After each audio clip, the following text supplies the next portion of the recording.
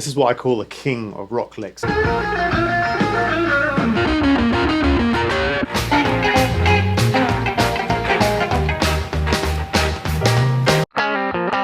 I'm going to give you 5 iconic guitar licks that you can learn. And these are actually licks that you can use and add to your repertoire. Okay, so here's the first one. I call it the pentatonic lick with a twist. And this would be inspired by someone like Stevie Ray Vaughan. You've all heard Stevie Ray Vaughan's signature lick, right? But there's actually a lot more to that lick than first meets the eye. I mean, basically what you're doing there is you're taking a pentatonic scale, and you're adding in a ninth on top. So it creates this different kind of scale. A very different sound, but it's so cool. And then he actually puts in some chromaticism right there. When you add that chromatic lick in there, adds a lot of spiciness to that lick. He would play that lick all over the place, and he would actually use it to play across different chords. So if you look at him playing in Little Wing, you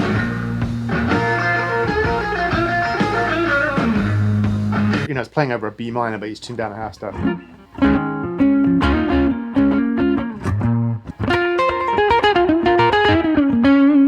Fits perfectly over that minor chord, like he'll use it over the 1 chord.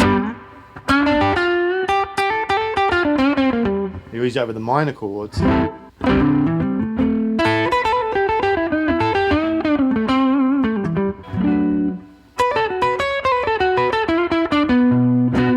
So the idea there is that ninth on top. And what it does is it adds this kind of sweetness, it adds this kind of melodic idea to it, and you can put that over a major chord or dominant chords. Chuck Berry, Hendrix, everyone used that little lick, but you can also use it over minor chords as well. That's what's amazing about it. It fits perfectly. Okay, another variation, lick number 2, is what I call sweet and sour bends, and this is based on how B.B. King would play. He used this BB box. It creates a whole new world. Just if you listen to him play, you'll see how cool it is.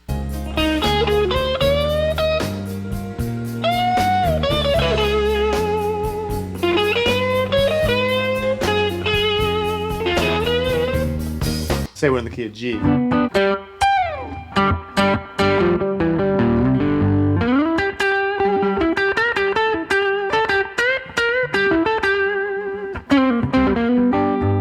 You go up here, this is like the 3rd position of the pentatonic scale.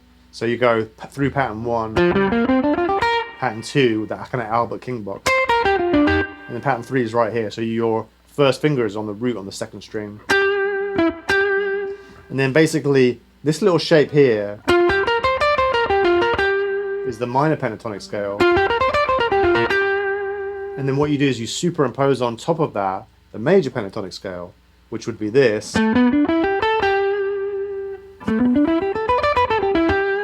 So you put those 2 licks together and it essentially creates the BB box. You've got this little kind of shape right there under your fingertips. But you can kind of play around with the notes there.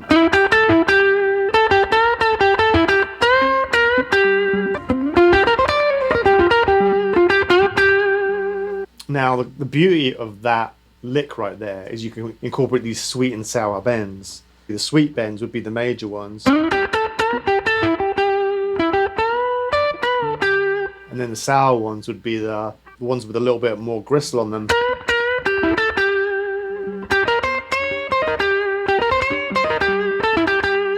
So if you use that little BB box with those cool little bends there, all of a sudden it pulls you out of your regular pentatonic scale and it immediately sounds really soulful and gives you access to all these cool sounds. 3rd lick is using major and minor 6. Now, one of the things about the guitar is you can take advantage of the full range of the instrument by just incorporating wider intervals, like, you know, drone notes, for example.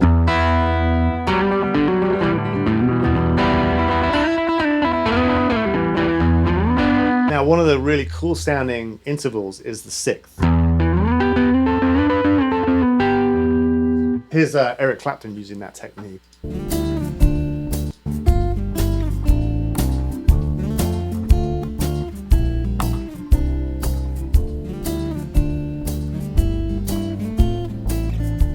The shape there is going to be where you're on the D string and the B string, and you're either on the same fret like this,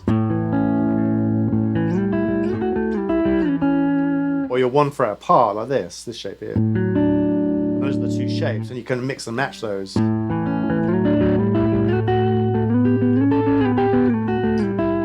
So this, I mean, tons of players use this, but Clapton uses it, but John Mayer uses this as well to get that kind of cool interval sound. So you can really have a lot of fun with that. It always sounds good. You can use it for riffs. You can use it for solos. You can use it for little hooks.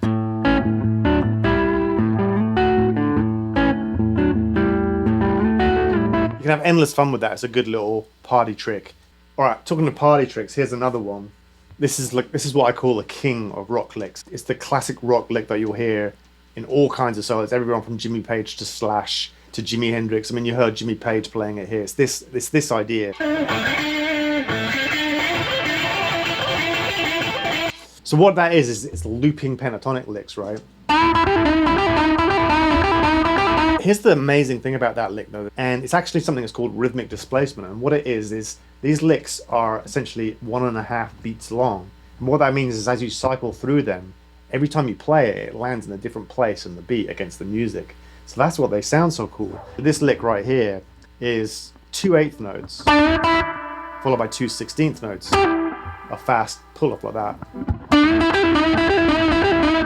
That's 1.5 beats long, right? So when you loop that, the second time you play it, it's going to come in on the upbeat. So as you play that over the top of a jam session, it just sounds like this is a looping, ever-changing kind of lick. And what's cool about that lick is you can do variations on it. So you can do the bend here, or you can do it here, or you can do the pull-off on the high string. So you can kind of mix and match together those different licks. And another variation on that would be like this little rhythm here.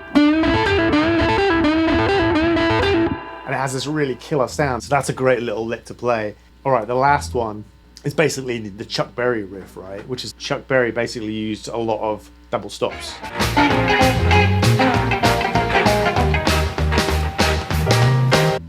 You know, obviously there's the classic,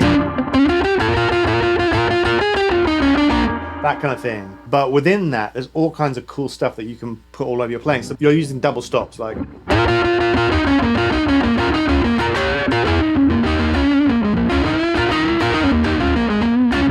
You know, so it's really fun. It's got this really, really powerful sound. The basic elements of that are going to be, it's based around the pentatonic scale, but what you're going to be doing is flattening your first finger and your third finger, and then in between doing these little hammer-ons with the second finger.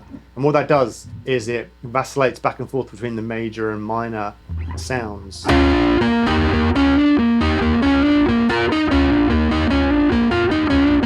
other way you can do that is just by bending. That's bending your first finger. The other sound that he used a lot would be these kind of dissonant bends. Or that's a killer one where you bend up. You kind of bend up with your third finger or your third. It gives you this sound. That's a sound Chuck Berry used a lot as well. Basically that. That's a great riff like that. Set in the key of A.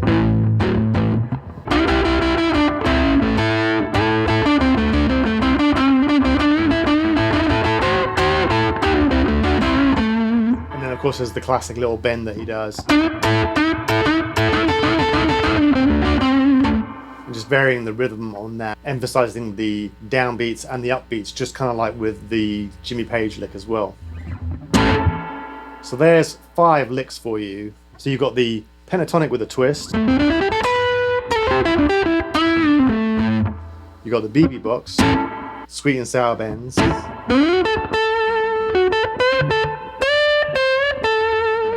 You've got the king of rock and roll licks, the Jimmy Page lick.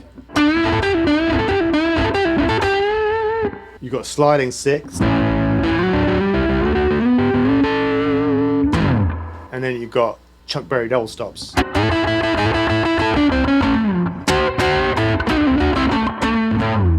Alright, so there's 5 things for you to play with. I hope you enjoyed that. If you like this video, give us a subscribe. I'd love to hear what some of your favorite licks are and how you incorporate them in your solos. As always, turn it up.